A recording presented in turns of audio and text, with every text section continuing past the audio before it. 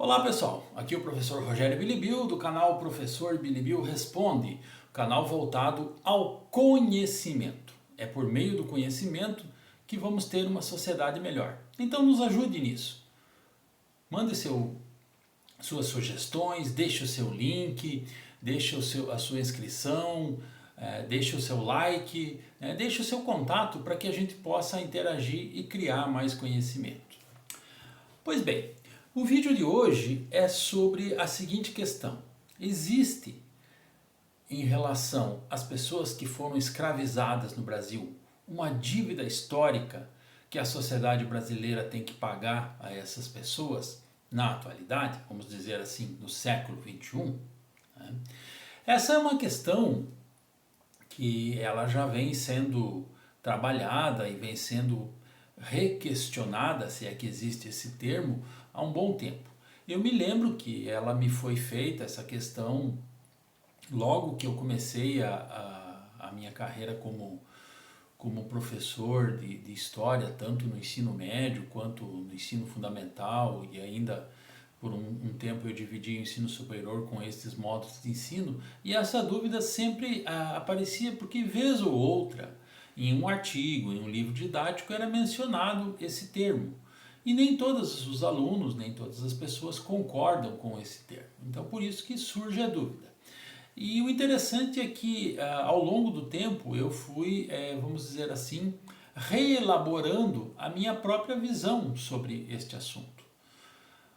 Então, a primeira coisa que eu vou dizer para vocês, se existe ou não uma dívida histórica, a minha resposta é sim.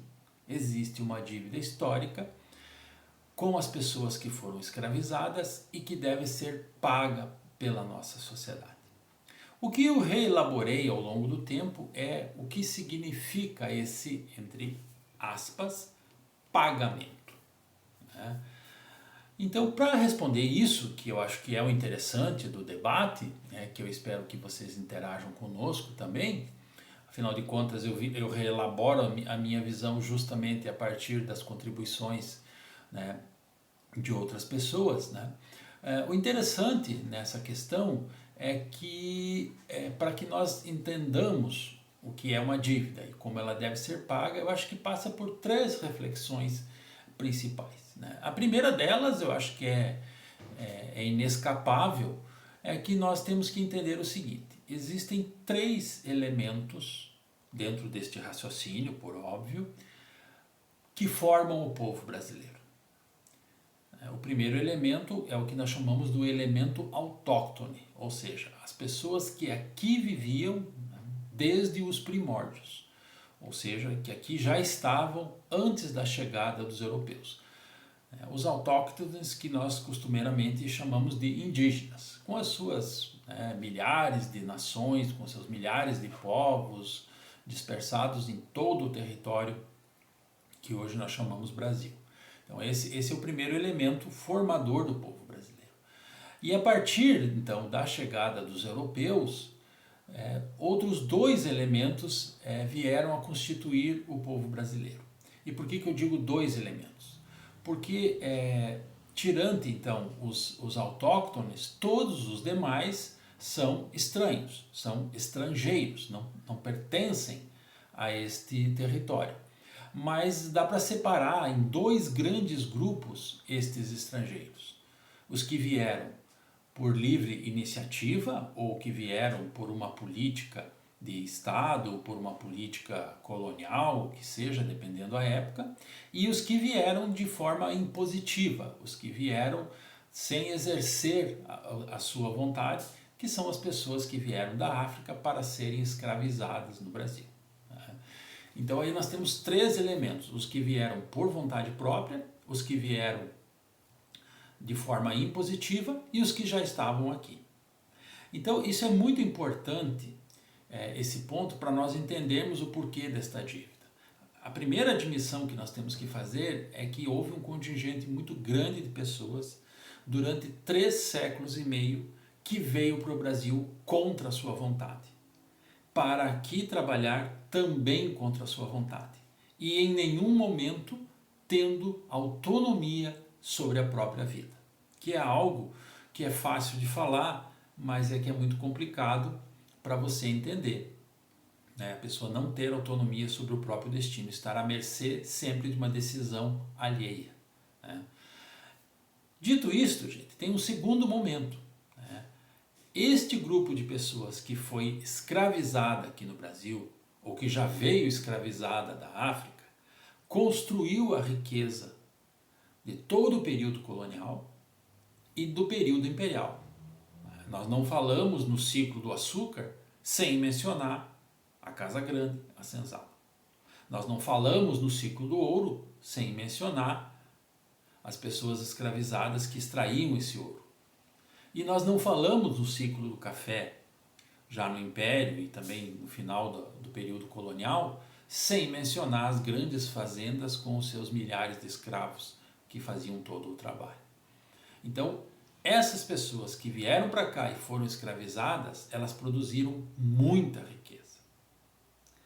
E aí entra então o terceiro elemento da nossa reflexão, que é: quando a escravidão legalmente deixou de ser possível no Brasil com a Lei Áurea, não houve por parte do Estado brasileiro nenhuma iniciativa, nenhuma tentativa de fazer com que essas pessoas que a partir do dia 13 de maio passaram a condição de ex-escravos tivessem alguma possibilidade de sobrevivência por si mesmo. Ou seja, essas pessoas não tinham nenhum capital, não tinham nenhum recurso e não tinham nenhuma possibilidade, né, de se organizar para sobreviverem por si mesmos. Tiveram então que se sujeitar a toda sorte de trabalhos e com isso, né, a pobreza no Brasil ficou intimamente ligada aos descendentes dessas pessoas escravizadas. Então não há na nossa história um registro de que houve uma tentativa de se fazer uma política de Estado semelhante à que foi feita, por exemplo, com os imigrantes europeus. Dependendo do lugar, dependendo da época, imigrantes receberam um pedaço de terra e receberam ferramentas, receberam algum incentivo para iniciar ali uma produção. Essa mesma política não foi feita com os descendentes das pessoas escravizadas e com as próprias pessoas que deixaram de ser escravos no momento da abolição da escravatura. Então aí que reside um forte argumento, né? Existiu na história brasileira uma tentativa de atração de estrangeiros mediante incentivos do Estado brasileiro. E esse mesmo incentivo foi negado quando da abolição da escravatura. Então por isso que existe uma dívida histórica e ela precisa ser paga. Agora, eu não estou falando aqui de nós mensurarmos essa dívida monetariamente, atribuir um valor e fazer um cadastramento de todos os descendentes de pessoas escravizadas do Brasil, dividir esse número por número de pessoas e fazer um pagamento. Não é isso que eu estou falando. Falando que existe uma dívida histórica e ela é uma dívida simbólica, ela é uma dívida que tem que ser usada, né, esta dívida, para acabar de vez com o racismo, para acabar de vez com a discriminação e para que a sociedade, juntamente com o poder público, possa oportunizar, né, caminhos, mecanismos para que essas pessoas que estão numa situação, né, de vulnerabilidade social possam melhorar de vida. E isso vale não somente para descendentes de pessoas escravizadas, né, vale para todos os brasileiros que precisam desta oportunidade, que pode ser pela via do trabalho, pode ser pela via de uma formação, né, educacional, pode ser pela via do empreendimento. Quer dizer, cada situação demanda uma solução e para isso que existe então o Estado e para isso que existem as organizações privadas que podem se associar ao Estado. O que nós precisamos é de uma vontade política de pagar essa dívida. É esta conscientização que é o objetivo deste vídeo.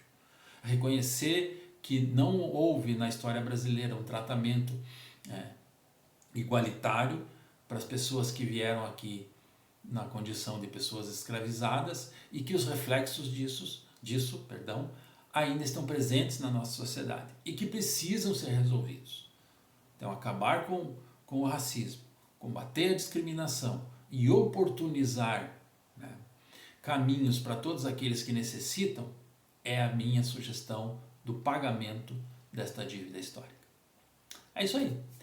Deixe as suas contribuições, o seu like, a sua inscrição, as suas sugestões. Vamos interagir, vamos bater papo, vamos promover o conhecimento, porque é o conhecimento que vai fazer desse país um país melhor. Grande abraço.